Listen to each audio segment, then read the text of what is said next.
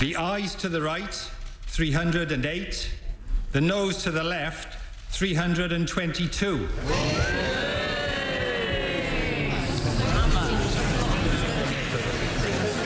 The ayes to the right, 308.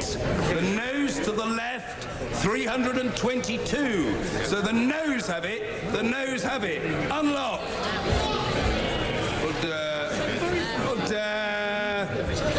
Point of order, Mr. Jeremy Corbyn. Thank you, Mr. Speaker. On Saturday, this House emphatically rejected the Prime Minister's deal. Tonight, the House has... Well, you're too hasty. I've not finished yet. Tonight, the House has refused to be bounced into debating a hugely significant piece of legislation in just 2 days, with barely any notice and an analysis of the economic impact of this bill. The Prime Minister is the author of his own misfortune. So I make this offer to him tonight. Work with us, all of us, to agree a reasonable timetable, and I suspect this House will vote to debate, scrutinise and, I hope, amend the detail of this bill. That would be the sensible way forward, and that's the offer I make on behalf of the opposition tonight. Point of order, the Prime Minister. Point of order. Let me say in response, Mr. Speaker, how welcome it is, even joyful, that for the first time in this long saga, this House has actually accepted its responsibilities come together and embraced a deal. I congratulate honourable members across the House on the scale of our collective achievement, because just a few weeks ago hardly anybody believed that we could reopen the withdrawal agreement, let alone abolish the backstop. That is indeed what they were saying. And certainly nobody thought that we could secure the approval of the House for a new deal. And we should not overlook the significance of this moment. And I pay particular tribute to those members of the House who were sceptical and who had difficulties and doubts and who decided to place the national interest ahead of any other consideration.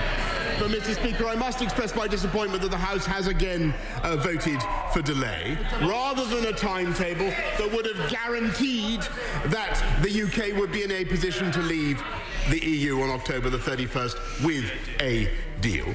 And we now face further uncertainty, and the EU must now make up their minds over how to answer Parliament's request for a delay. And the first consequence, Mr. Speaker, is that the government must take the only responsible course and accelerate our preparations for a no-deal outcome. But secondly, I will speak to EU member states about their intentions until they have reached a decision. Until they have reached a decision, I must say, we will pause this legislation. And let me be clear. Let me be clear. Our policy remains that we should not delay, that we should leave the EU on October the 31st, and that is what I will say to the EU, and I will report back to the House.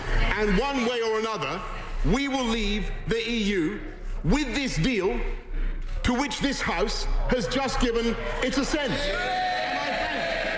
And I thank members across the House for that hard-won agreement. Point of order, Mr. Ian Blackford. Thank you, Mr. Speaker, and I must say I find the response of the Prime Minister quite extraordinary, because the facts of the matter are... Order.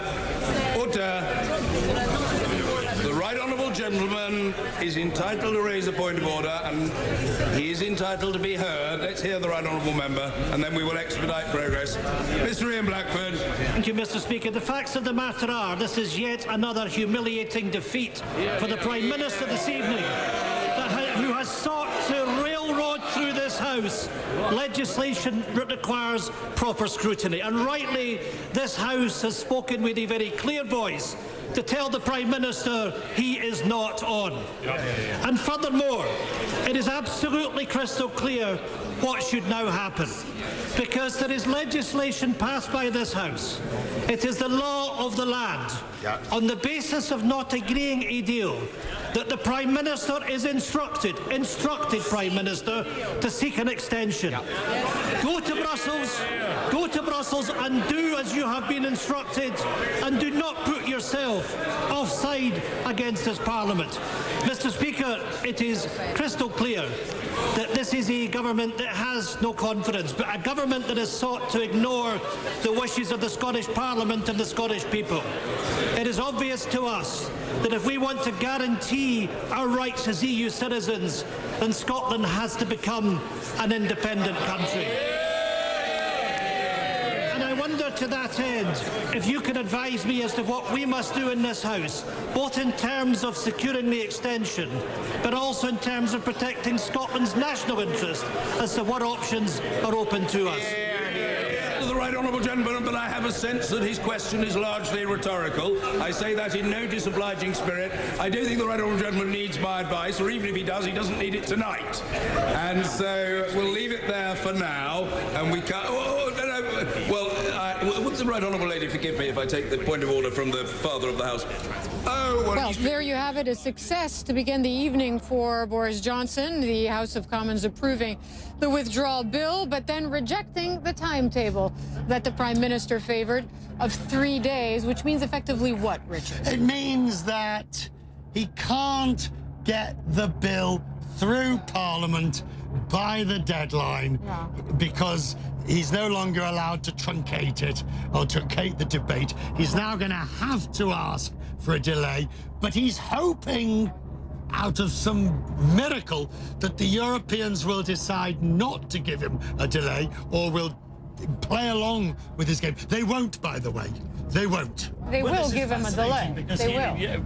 Well, some of them have said it should be conditional. And now he, rather than dodging around the question by Jeremy Corbyn to work through some sort of technical delay where everything gets to scrutiny, the Prime Minister doesn't appear to want to give it time to have. He really thoroughly kicks the ball into the European Union's court here. I mean, this is absolutely fascinating. He said, I won't make my next move. I'm going to call them this evening, and I won't make my next move till I hear back from them. They're not going to like this at all, I'm quite sure. Right, but what are the options now for Boris Johnson? Well, it was curious. What does he have left? A general election? Well, of course he wants the general election. He wanted the general election a while ago. And the question is, as Nick says, if the EU grant that extension, then the Labour Party are more likely to give him one. He obviously doesn't want to accept Corbyn's offer to have those discussions, because Labour have outlined these 6 tests for the kind of Brexit that they can get on board with.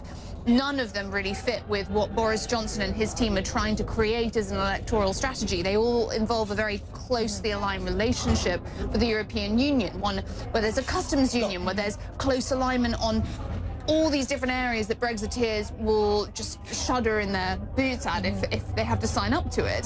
The other interesting thing, which Richard, you were murmuring about when he was speaking, is the fact that he didn't mention the date, the 31st of October. And I distinctly remember when Theresa May stopped mentioning the date. She was always going to leave by the 29th of March, and she stuck to it, and she repeated it at every single opportunity, and then she stopped, and it trailed off, and look where we are. But this is the do-or-die Prime Minister. He cannot, on the floor of Parliament there, capitulate to the Leader of the Opposition. Capitulate, I say that because it would be to take the offer of more time, when that is categorically the thing he said he wouldn't do. And to the one man, he wouldn't take it. He said we must accelerate, but he also said we must accelerate preparations for a no-deal Brexit. This was always the thing that Downing Street have been saying today, that one of the wonderful things, if all this is passed today, is that we can downscale. In fact, he was talking about it from the dispatch box today. We can slow down and even stop these preparations for a no-deal Brexit. It was a panacea for the country. He has put Europe tonight in an impossible position. They were in a difficult bind after Saturday when he sent the 3 letters.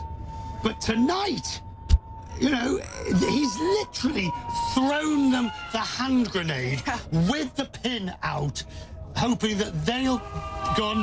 But no, you're absolutely right. But I'll say what I said on Saturday, when he lost the margin that he lost the vote by, if the Democratic Unionist Party had supported him on this vote, the outcome would have been different. He would have passed this timetable that he wanted.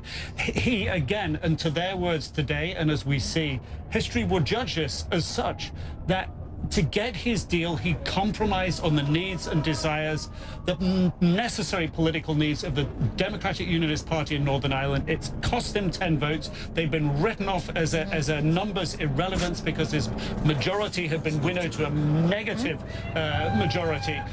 But they have been proven utterly critical here. And this is the power of the politicians in Northern Ireland to essentially bring down his plans. We're looking at Nigel Dodds, of course, from the Democratic Unionist Party speaking here.